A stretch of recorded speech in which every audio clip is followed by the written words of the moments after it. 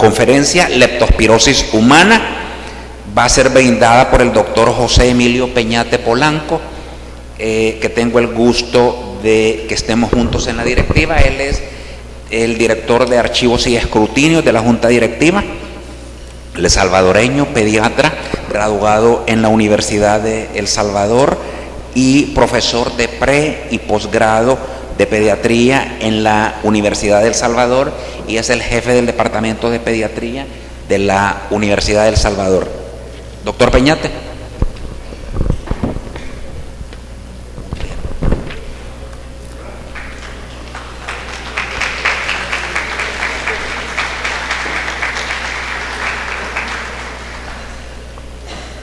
Gracias, doctor. Bueno, buenos días a todos. Es un placer ver tantas caras jóvenes, nuevas, pero también muchas amistades. Fíjense que cuando nos dijeron este tema, yo por razones académicas, que ya lo dijo el doctor, siempre tengo charlas preparadas para mis muchachos, pero esta es una de las que de repente está tantas cosas en el aire que me costó un poquito arreglarlas para que no sea tan complicada como la enfermedad condenada esta es. De hecho, este año recién pasado tuvimos una pequeña sorpresa ahí en el Hospital Bloom de unas niñas que se murieron de cabañas, y resultó que la bendita leptospira era resistente a todo. Híjole, otro problema. Y entonces vamos a intentar, colegas, hacer un refresh de estas cosas, porque es una de las enfermedades un poquito complicadas en cuanto a que mimetiza un montón de situaciones. Entonces, y hoy con dengue, chic, ¿verdad?, y todo lo que ustedes conocen, pues se nos ha venido este otro cristiano al menú. Tecnología de hombre, híjole, tecnología de hombre blanco. Viera que nosotros ya los viejos ya no le hacemos mucho esta bola. Le apreté la que no era. Ok. Esto, muchachos, ya saben ustedes, eso es una zoognosis que se puede adquirir directo o indirectamente desde los humanos. Muy raras veces ocurre, como en otras patologías, que se transmita de humano a humano. En otras latitudes es mucho, pero mucho más frecuente, y tiene que ver, obviamente, con el clima. Y generalmente, si ustedes se acuerdan, cuando empieza el invierno es que se nos alborotan estas cosas. Y de repente uno dice, si yo ni voy, lo más que voy es al zoológico. No, pero también vamos por ahí a echarnos 2 que 3. Y las señoritas, la Coca-Cola, la Fanta, pues las ratas nos pueden contaminar ahí. Pero si yo no he ido ni siquiera al mar, ¿no? ¿Cómo no? Hay un montón de formas que se pueden contaminar. De hecho, estas niñas que les comento fueron contaminadas teóricamente en un afluente, o sea, en una poza. Y dice uno, puchica, y el problema es ese, que de repente tenemos el cuadro así un poco bizarro y se nos olvidan estas patologías. Estos son gente que trabaja en arrozales, gente que trabaja en ganado. Bueno, esas a lo mejor tengan un poco más de posibilidades, mas sin embargo no estamos exentos de esta patología ninguno de nosotros. Y aquí, buscando, pues de repente la rata es la que más conocemos, pero fíjense que todos estos animalitos son reservorios primarios.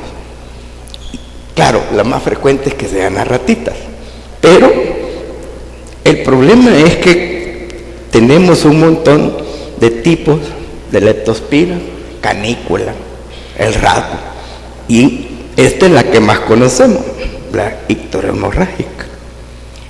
Y los reservorios accidentales, miren, también está involucrada la icterohemorrágica, la pomona. O sea que el problema es que varios animalitos, incluso los perritos, nos pueden contaminar. ¿Y cuál es el problema? Que a veces ni siquiera tenemos adecuadamente vacunados, por ejemplo, a los perritos que tenemos en la casa. Es tan grave esto que una animalito de esto, un cc de orina contaminada puede contaminar una cantidad grandísima de agua. O el perrito, que no lo hemos vacunado. La siguiente, por favor. Entonces podemos tener animales silvestres, miren, zorrillos, cabras, hasta los benditos murciélagos, porque el problema es que ellos andan la leptospira en sus riñones y obviamente es por la orina la principal fuente de contaminación. Y miren, un ml de orina puede contener hasta 100 millones de microorganismos. O sea que un poquito de pipí de la vaca puede contaminar una poza, puede contaminar algunos afluentes, y de repente alguien se está bañando ahí y traga un poquito de agua, tiene una herida y ni siquiera cuenta nos vamos a dar que nos hemos contaminado. Nosotros, gracias a Dios, pero aún así tenemos problemas, somos un mal reservorio, somos huéspedes accidentales, y el problema es la excreción de leptospira por la orina, que puede ser hasta crónico. Los animalitos y nosotros podemos, incluso los humanos, ser portadores, y ni cuenta nos hemos dado.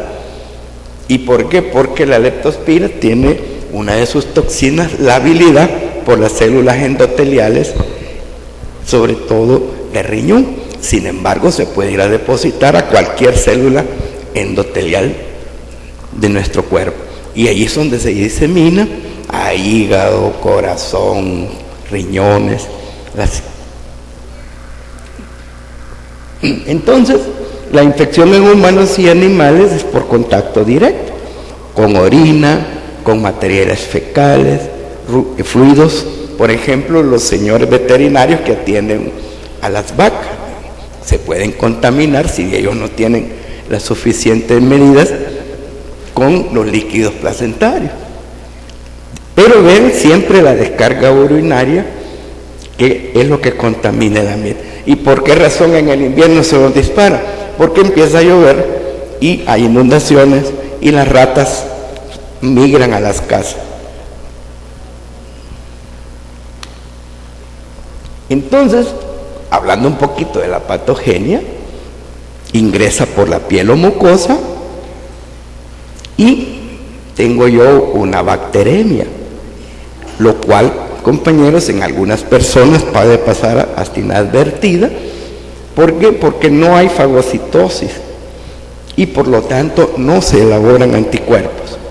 Mas sin embargo, cuando existe la producción de aglutininas y opsonina, que es allá por el quinto, séptimo día, entonces es cuando tenemos una respuesta inmune y invade a los tejidos.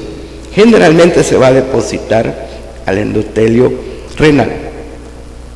Dependiendo de dónde se vaya a depositar la leptospira, así es el cuadro clínico que ustedes o yo vamos a observar. La siguiente, por favor.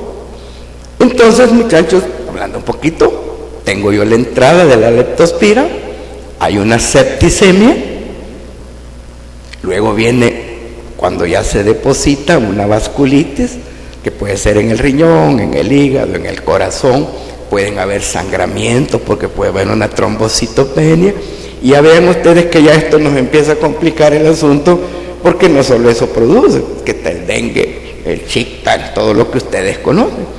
Ah, bueno, pero esta es la fase aguda septicémica, porque después aparece la segunda parte del cuadro como una respuesta inmune persistente. Puede estar en ojos, en los túbulos renales, cerebro. Por supuesto que como esto da una respuesta inflamatoria en el lugar a donde se me ha desencadenado el proceso, así es la sintomatología que ustedes y yo podemos tener o ver en nuestros pacientes. Entonces, ¿por qué la leptospirosis no es reconocida? Ah, bueno, porque puede presentar una diversidad de manifestaciones clínicas que pueden variar desde una pseudogripe hasta el famoso síndrome de Weill. Entonces, de repente, sobre todo nosotros, a lo mejor, una gripita, me tomo algún antigripal, ¿verdad? Algunos de nosotros, digo, me voy a echar mi trago para que se me vaya, y a lo mejor tenemos ese problema, que obviamente no se me va a desarrollar a la parte grave. Pero también puede mimetizar otras enfermedades como dengue, enfermedades hemorrágicas virales. Entonces aquí está la cosa. Por lo tanto, no olviden, compañeros, que también dentro de su diagnóstico diferencial, no olviden acordarse de que puede ser una leptospira. Y no vayamos, muchachos, a tener una sorpresa, ¿verdad? Que el señor del anatomoclínico, la colega, diga, uy, era esto, ¿verdad? Y nosotros pensando en como 40,000 diagnósticos y se nos olvidó otro de los que estamos pensando. Entonces no vayamos a tener una sorpresa como este bebé, ¿verdad? Híjole, era leptospirosis. Entonces, ¿cuál es la causa del cuadro patológico? Bueno, las manifestaciones clínicas son consecuencia de los daños provocados en el endotelio de pequeños vasos sanguíneos. Ahí está todo el secreto de la fisiopatología, que puede ser, si está en el riñón, producir una nefritis intersticial, que por supuesto es la causa de la insuficiencia renal. Bueno, puede estar en el hígado y producir una ictericia. Bueno, pero también me puede producir una trombocitopenia por la lesión endotelial, que probablemente se parece al bendito dengue. Y aquí, compañeros, es una pequeña sinopsis, porque hasta cuándo mandar los exámenes son importantísimos. Ven ustedes que la enfermedad tiene periodos y están bien establecidos, y por lo tanto, así como se nos dicen dengue, si ustedes se acuerdan, que los anticuerpos se dejan del 5º o 7º día para arriba.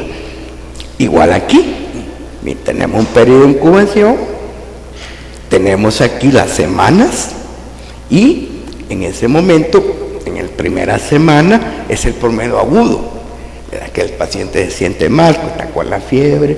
Pero vean ustedes qué interesante, conforme va evolucionando la enfermedad, así va siendo las características de la parte de laboratorio. ¿Bien? Puedo yo en la primera semana tener un cultivo positivo, ¿sí? También líquido cefalorraquídeo, pero miren, cuando ya la leptospira se va ubicando donde se va a querer quedar, ahí es donde empiezan a salir positivos los otros exámenes, por ejemplo la orina. Y miren qué interesante cómo van subiendo, porque aquí ya estamos en la segunda parte, aquí es la parte septicémica y aquí está la parte inmunológica, y vean que en el transcurso de la semana cómo va aumentando la titulación. Igual cuando ustedes están pensando, aquí obviamente lo más importante es cultivo, pero luego viene la parte serológica, y vean ustedes cómo va cambiando de acuerdo a las fases clínicas de esta enfermedad. Entonces el periodo de incubación más o menos son entre 2 y 26 días, en promedio 7, y la naturaleza de la leptospirosis que se mantiene generalmente en los túbulos de ciertos animales. Por ejemplo, el perro tiene la leptospira canícula, la rata la icterhemorrágica o Copenhagen, ya ustedes de la que más conocemos. Pero miren, el cuchito también tiene una que se llama leptospira pomona, y el jarjo. Entonces son diferentes, pero realmente son parientes todos. Entonces ya clínicamente, compañeros, vamos a ver una enfermedad leve, una pseudogripe, que de repente me sentí mal un par de días y pasó. ¿Y por qué? Porque no se estableció la fase inmune. Pero puedo tener el otro extremo, el síndrome, el famoso síndrome de Weill, que dice ictericia, insuficiencia renal hemorrágica, miocarditis con arritmia. En la literatura revisada, más o menos esto son 10-15%, algunos dicen hasta 20%, de personas que les da leptospira que pueden desarrollar la fase grave, obviamente, que es un síndrome de Weill. Pero puedo tener meningitis, encefalitis, también. Acuérdense que esto es parte de las cosas que a veces decimos, újole, cuando tenemos la hemorragia pulmonar, pensar en leptospira, pero ya el paciente ya está en una fase de evolución más avanzada. Entonces, la fase septicémica, más o menos, dura 4 o 9 días. Cefalea, mialgia, fiebre, fotofobia, conjuntivitis, dolor abdominal, faringitis. Como pueden ver, esto puede ser esto y otro montón de cosas. Luego tengo una fase sintomática, si ustedes se recuerdan, en cuanto a su fisiopatología, y luego viene la fase inmune, que realmente este es al final de cuentas el problema. Mialgias, meningitis, uveitis. Entonces depende de dónde se haya ido a poner la leptospira. Entonces puedo yo tener una neumonía típica, puedo ver una bronconeumonía, meningoencefalitis aséptica, miocarditis, incluso vean ustedes que hay también lesiones oculares. A lo mejor, si instituyéramos en nuestro examen físico de rutina hacer un fondo de ojo de vez en cuando, a lo mejor descubriéramos estas lesiones y tener que consultarle al colega especialista, decir, bueno, ¿y qué pasó? Miren, pues me dan cálculos, hipertensión, pancreatitis, o sea que este volado me puede dar cualquier cosa, depende de donde se vaya a posar la leptospira. Entonces, el famoso síndrome de Wells fue descrito allá por 1886 y se caracteriza por ictericia allá por el 4º o 9º día, insuficiencia renal, aparece en la 2ª semana, y la razón es la necrosis tubular que hay por la reacción que hay en el endotelio y la toxina. Puede haber hemorragias, hepatoesplenomegalia, miocarditis, neumonías, anemia. Entonces, fíjense que tiene una gama de cosas que no hay que olvidarse que una de tantas es leptospira. La siguiente, por favor. Entonces, también se están descritas secuelas.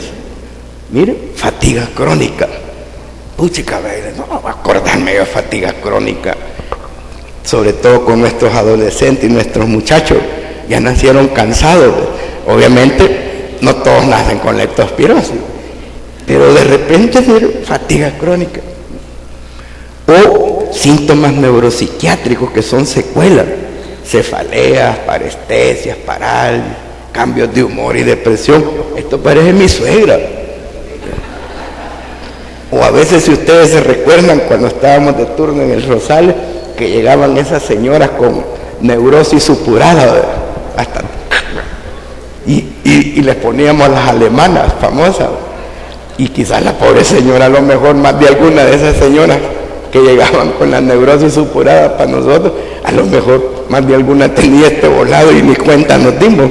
Miren, otra vez, pueden crear lesiones de uveitis, iridociclin, que a lo mejor el colega oftalmólogo las mira, pero a lo mejor de las cosas que uno menos piensa es que pudo haber tenido esta persona leptospirosis. ¿Cuándo los médicos deben de considerar un diagnóstico de leptospira? El diagnóstico de leptospira debe ser considerado en cualquier paciente que presente fiebre, calofrío, inyecciones conjuntivales, dolor de cabeza, mialgia e ictericia. Bueno, ya la ictericia ya me va orientando un poquito, pero las inyecciones conjuntivales y el dolor muscular más notable es en áreas lumbares y en los gastrocnemios. Ese, muchachos, es un detallito que no se les olvide. El problema que tenemos los pediatras es que los niños pues no son muy específicos, ¿ya? Pero dentro del cuadro clínico está descrito este dolor, le duele todo al paciente, pero a lo mejor podemos tratar de indagar qué tanto le duele la rabadilla o los gastronemios o las pantorrillas. Entonces, los perritos son bonitos y muchos de nosotros creo que tenemos perritos en la casa. Y obviamente si hay perritos y niños, peor. Hay que tenerlos bien vacunados, expulgados, bañados, porque los perritos es otro problema que pueden darnos y nosotros sin darnos cuenta. Entonces, para el diagnóstico se basa en cultivos del organismo, demostración serológica. Aquí viene el primer problema, que no es un animalito así común y corriente en los medios de cultivo normales. Entonces, si estamos pensando en eso, hay que solicitarle a los compañeros de laboratorio que lo hagan. Las pruebas serológicas y la PCR. Estos nos van a ayudar al diagnóstico. La siguiente. Entonces, el cultivo, las muestras para cultivo deben de ser múltiples, tomadas según el estudio de la enfermedad, aquel cuadrito donde vimos que depende la etapa de la enfermedad, así vamos a hacer el cultivo, hemocultivo, urocultivo, y vean ustedes que en la primera semana lo podemos obtener en sangre y líquido, de la segunda semana, orina. Y vean que aquí está otro problema, la bacteria puede permanecer en la orina hasta 11 meses después de iniciada la enfermedad. Algunos expertos consideran que el de Fletcher, es el enriquecido con sangre de conejo, el más efectivo. Pero aquí tenemos el problema, 5 o 6 días, semanas. Ay Dios, 5 o 6 semanas, ya el paciente se compuso, se murió. Entonces, como que no nos sirve mucho. Bueno, pero las pruebas serológicas, aquí están, MAT y ELISA y inmunofluorescencia.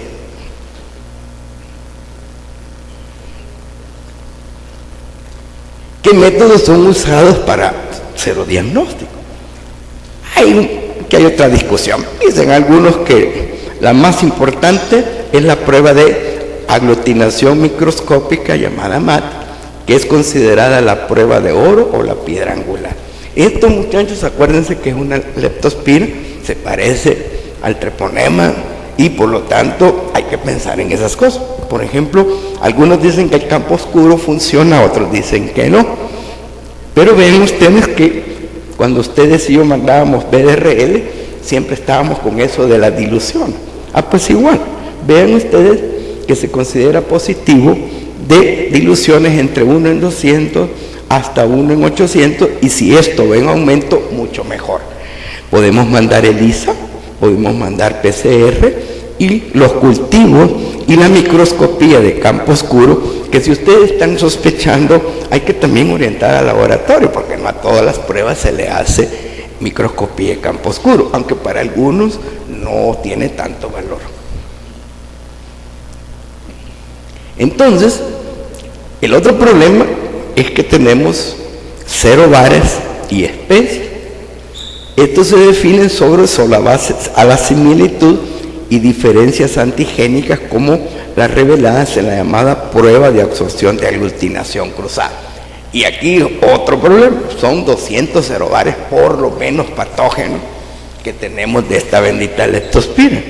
Entonces, vean que hay especies saprófitas y patógenas.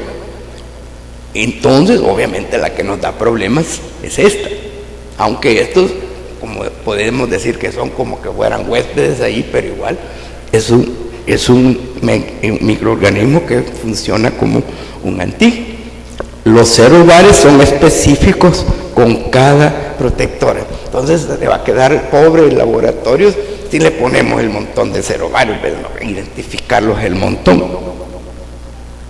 Entonces, el tratamiento, aquí no estamos mal, porque fíjense que en casos severos todavía dice la literatura que es la penicilina, aunque hoy con los nuevos medicamentos podemos usar penicilinas, también cefalosporina, y en los menos severos, amoxi, ampicilina, doxiciclina, que incluso se puede utilizar en profilaxis en personas expuestas, por ejemplo, gente que trabaja como veterinario, militares, gente que trabaja en lugares más expuestos, como por ejemplo personas que trabajan en establos. Miren, podemos usar eritromicina, quinolonas incluso, pero cuando estemos usando penicilina en casos graves, no se olviden que ahí de repente hasta nos alía en los parciales o en los privados este bendito cristiano que a veces hasta le cuesta aprenderse porque la pronunciación es alemán, el hombre, y en antiguo hablamos español nosotros, Entonces acuérdense que esto es una reacción producto de que la penicilina destruye las espiroquetas y hay una reacción antígeno-anticuerpo bastante grave, y no se vayan a extrañar que a pesar de que el niño, la señora, el señor tenga el medicamento adecuado, 2 días o 3 como máximo después de haber iniciado la penicilina, le vuelva la fiebre y va a decir uno, híjole, se puso peor. No, acuérdense que esta es una respuesta a la penicilina. Entonces, muchachos, como que estamos un poquito alrevesados con esto. Vea que el muchachito está haciendo lo que no debe hacer, ¿ves? Y por eso es que en la foto no olviden que tenemos este problema, además de todos los otros que tenemos, y que de repente piensen en leptospira para tratar, porque acuérdense que este tiene tratamiento, y entre más rápido le inicien el tratamiento, las secuelas van a ser menores. Entonces este sí tiene tratamiento, por lo tanto tenemos en la obligación, compañeros, de pensar en ello, sobre todo en estas épocas que viene el invierno, inundaciones y todo eso, como hemos platicado.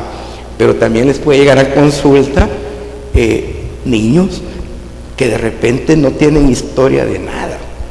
No olviden que el orín de las ratas puede estar en el supermercado, y ahí están las latas, la gaseosa, la cerveza. O sea que para que los que nos echamos todavía 2 que 3, es otra recomendación. Acuérdense que la cerveza, la botella, hay que cargar el destapador aquí en el llavero, porque hay que destaparlas ahí cuando se la llevan. Así que pídanlas tapadas. No vayan las dormilonas a echarle algún subolado por ahí.